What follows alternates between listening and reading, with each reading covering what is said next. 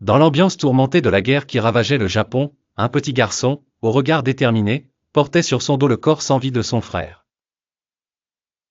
Le poids physique que ce frêle garçon supportait aurait pu sembler lourd à tout homme, mais pour lui, c'était un devoir sacré imprégné d'amour et de responsabilité.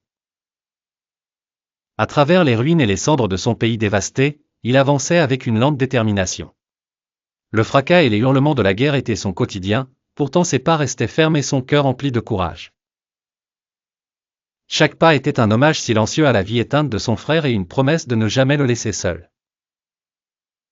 Un soldat, au chapeau cabossé et l'uniforme en lambeaux, aperçut cette vision poignante.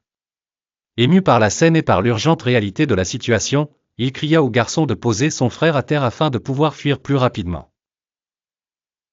Le garçon, sans détourner le regard de son précieux fardeau, rétorqua avec une simplicité poignante, « Il n'est pas lourd. C'est mon frère !» Ces mots, d'une puissance douce et inexorable, percèrent le cœur du soldat qui, devant cette démonstration pure de fraternité, ne put retenir ses larmes. En ce moment d'émotion partagée, le garçon et le soldat n'étaient plus séparés par la haine ou la guerre, mais unis par l'amour et le respect.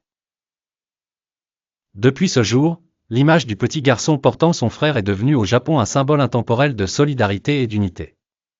Elle nous rappelle chaque jour que derrière nos différences résident des liens puissants. Inspirons-nous de cet exemple poignant dans notre quotidien, il n'est pas lourd, c'est mon frère. Si ta sœur ou ton frère tombe, relève-les. S'ils sont fatigués, porte-les. S'ils font des erreurs, pardonne-les et aide-les à retrouver leur chemin. Et si le monde leur tourne le dos, prends-les sur ton dos sans hésitation, car ils ne sont pas lourds, ce sont tes frères et sœurs.